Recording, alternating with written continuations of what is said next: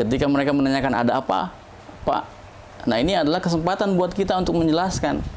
Kalau ada mobil datang dan berhenti di depan rumah itu udah, Abi ada apa itu ya kan? Pihak bank itu cukup pintar untuk untuk tanda kutip membuat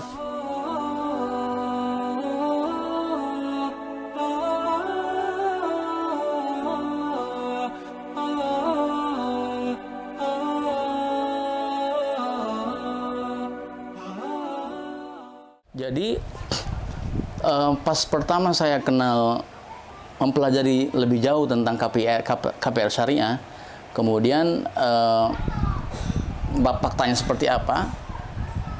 Pertama saya mengalami soal masalah denda misalkan. Itu sudah tertulis memang ada. Cuman itu saya rasakan langsung setelah saya memutuskan untuk berhenti menyicil. Saat itu saya memiliki kemampuan finansial, tapi saya sadar kemudian saya berhenti untuk menyicil karena memang salah satu akarnya adalah di pihak saya untuk berhenti memberikan riba tersebut gitu kan, sehingga saya memutuskan untuk berhenti. Nah setelah saya memutuskan untuk berhenti, kemudian mereka datang ke sini dengan debt collectornya, dengan berbagai macam surat menyurat yang isinya adalah ini denda keterlambatannya sekian, sehingga totalnya adalah sekian. Di situ secara langsung saya merasakan wah ini yang disebut tertulis ada denda itu ini sudah diperlihatkan kepada saya gitu kan, dengan gaya bahasa yang yang intimidatif gitu kan, membuat kita supaya cepat-cepat untuk bayar segera gitu, dengan supaya saya melanjutkan cicilan. Cuman saya tetap istiqomah dari situ sampai 2 tahun lebih kalau nggak salah, saya stop, tidak sama sekali memberikan sepeser cicilan pun, walaupun saya kurang lebih mampu lah, walaupun bisa sedikit seperti itu.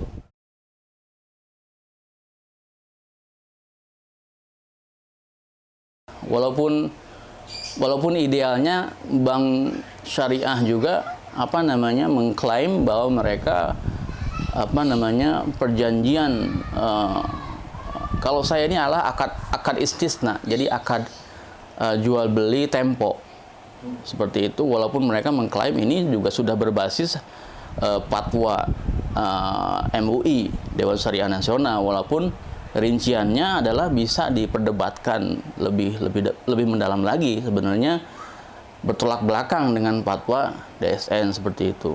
Walaupun sebenarnya lebih baik untuk melakukan dialog sebenarnya kalau memang bank memberikan ruang agar nanti prakteknya diperbaiki agar sesuai dengan apa yang diinginkan syariah seperti itu.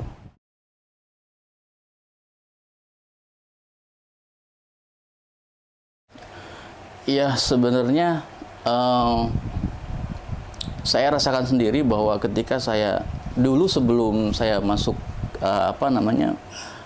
memutuskan untuk mengambil KPR syariah itu, KPR rumah syariah, saya pernah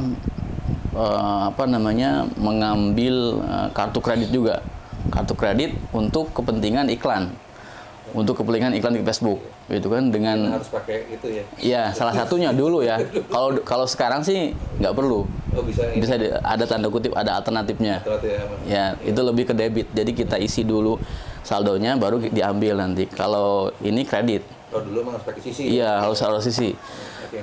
Nah, kemudian saya waktu itu berpikir bahwa yang penting bayarnya nggak telat gitu kan. Nanti nggak ada denda gitu, nggak ada riba, nggak ada tambahan nilai. Tetapi memang sistemnya kan sudah seperti itu. Walaupun telat nggak telat, berarti kan sebenarnya kita secara tidak langsung sepakat dulu dengan sistem ribawinya. Kalau misalkan telat bakal ada tambahan, artinya kita sepakat untuk ribanya berarti kan. Walaupun aktualnya kita tidak telat gitu, tapi kita menyepakati ketelatan keribawiannya itu gitu kan. Nah setelah itu baru ke KPR syariah. Yang saya rasakan adalah dulu itu nggak tahu kenapa anak itu mudah sakit, kemudian keluarga sepertinya khususnya dengan pasangan itu sering cekcok seperti itu, mudah sakit, sering cekcok. Itu yang sangat kerasa. Setelah saya memutuskan untuk stop membayar cicilan riba, saya tidak memiliki asuransi. Dulu tuh kalau bekerja di pekerjaan sebelumnya, saya asuransikan kesehatan anak-anak. Tapi setelah itu stop asuransi juga, dan ajaibnya ya kalau sakit biasa aja, pilek atau demam 3 hari, nggak pernah ke rumah sakit gitu. Alhamdulillahnya itu, bismillah. Itu yang saya rasakan. Mungkin ini adalah salah satu keberkahan, mudah-mudahan dari langkah untuk memutuskan untuk berjuang untuk meninggalkan terlibat dalam praktek riba lah, seperti itu.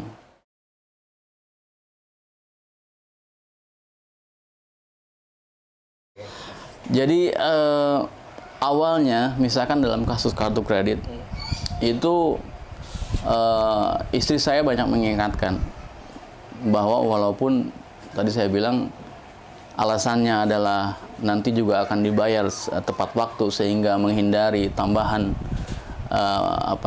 tagihannya, terus mengingatkan, akhirnya saya memutuskan untuk mempelajari lebih jauh dengan mengikut kajian-kajian seperti itu, membaca buku dan seterusnya.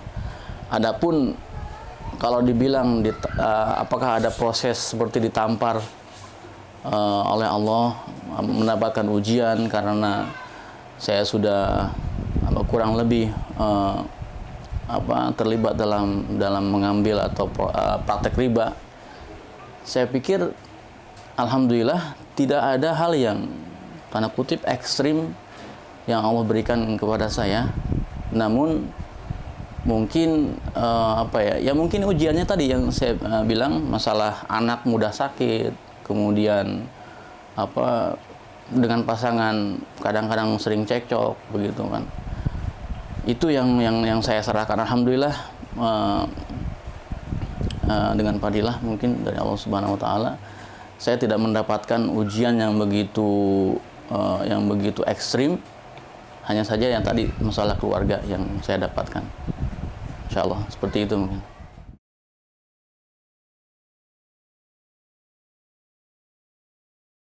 Dalam hal ibadah sebenarnya, dalam hal yang fardu ya, alhamdulillah tidak pernah kami ini memang meninggalkan sholat atau menyepelekan dan seterusnya.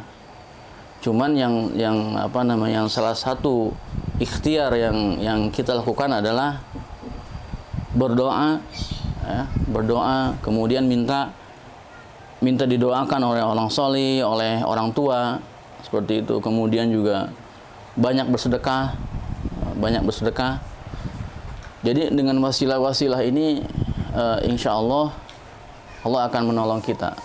Kemudian yang kedua juga, kita harus menunjukkan keseriusan kita dalam meninggalkan riba tersebut. Ada kalanya orang mengatakan mau lepas riba tapi masih setengah-setengah gitu. Masih ada keraguan. Nah, keraguan seperti itu harus ditinggalkan, sehingga nanti itu juga menjadi wasilah bagi Allah untuk menolong seperti itu.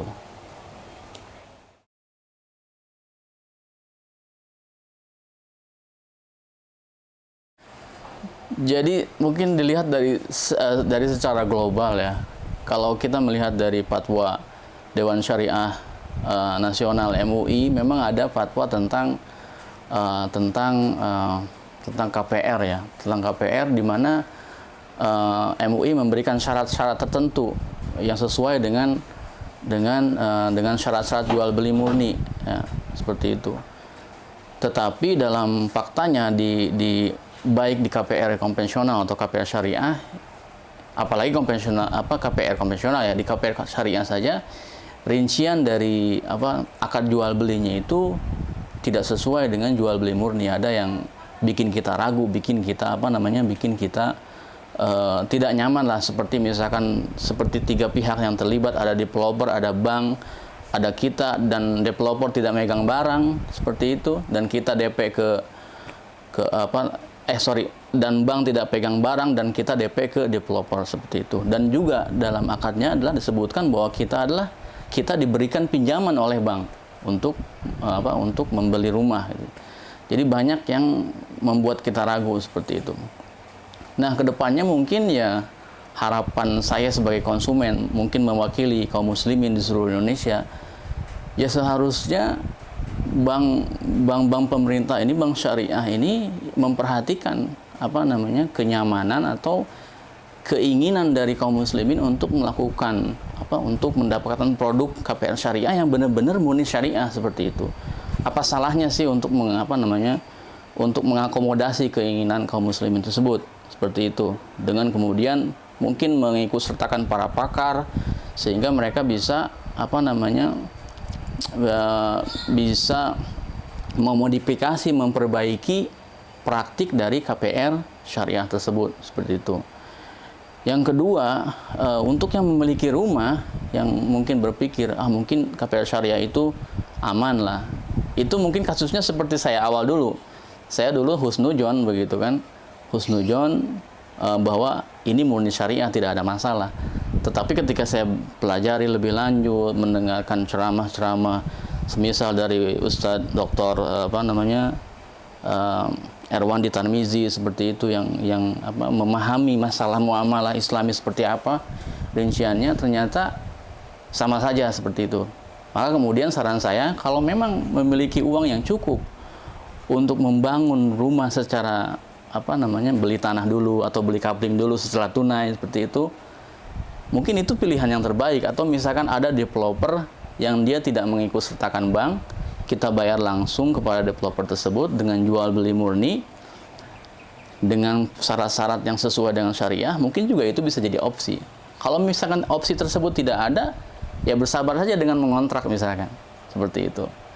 Kemudian juga ilmu itu sangat penting untuk memandu kita dalam amal, sehingga ketika kita mau hijrah, kita harus lebih intens lagi untuk mendengarkan kajian, bertanya ketika ada keraguan kepada orang yang memahami seperti itu, sehingga jalan kita ketika kita ngambil keputusan itu terasa lebih yakin karena kita berdasarkan ilmu seperti itu.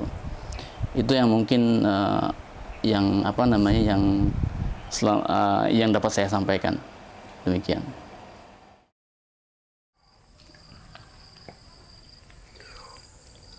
Bismillah, wassalatu wassalamu ala rasulillah, amma banget.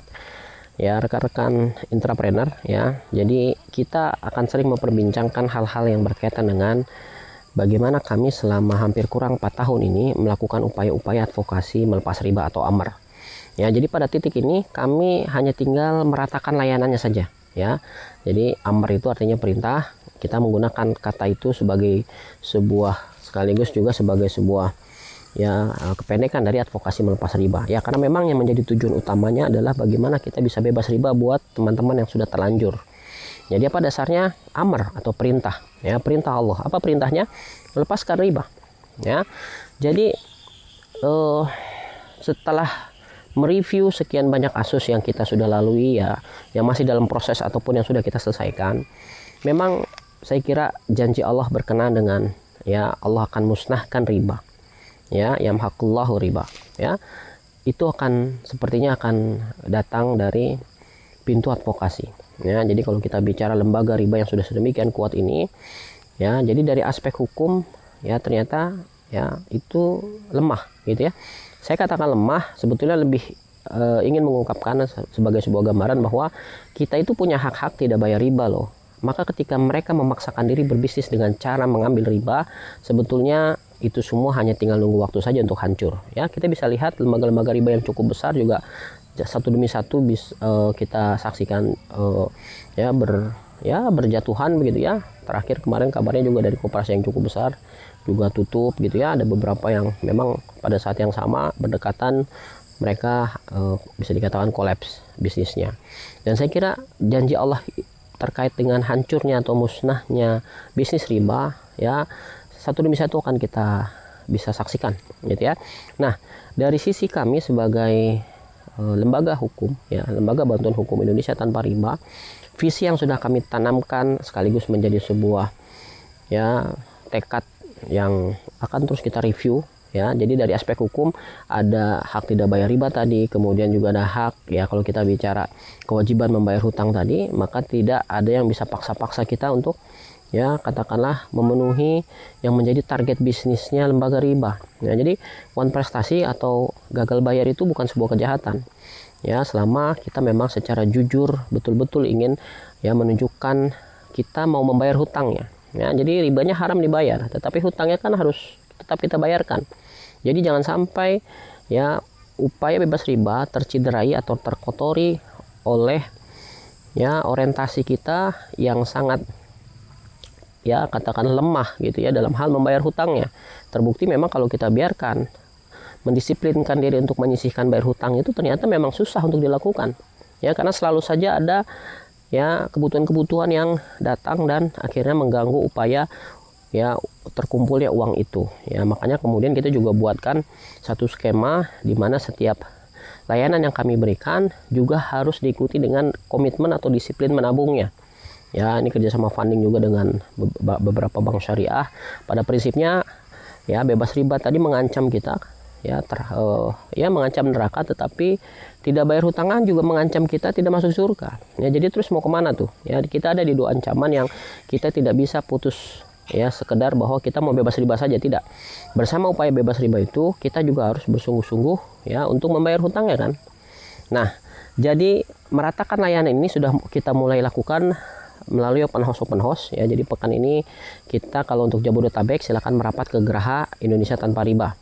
Ya, jadi Geraha Indonesia Tanpa Riba ini ada di Jalan Margonda Raya nomor 533C. Jadi bisa di search nanti di Google Map ya, Geraha Indonesia Tanpa Riba.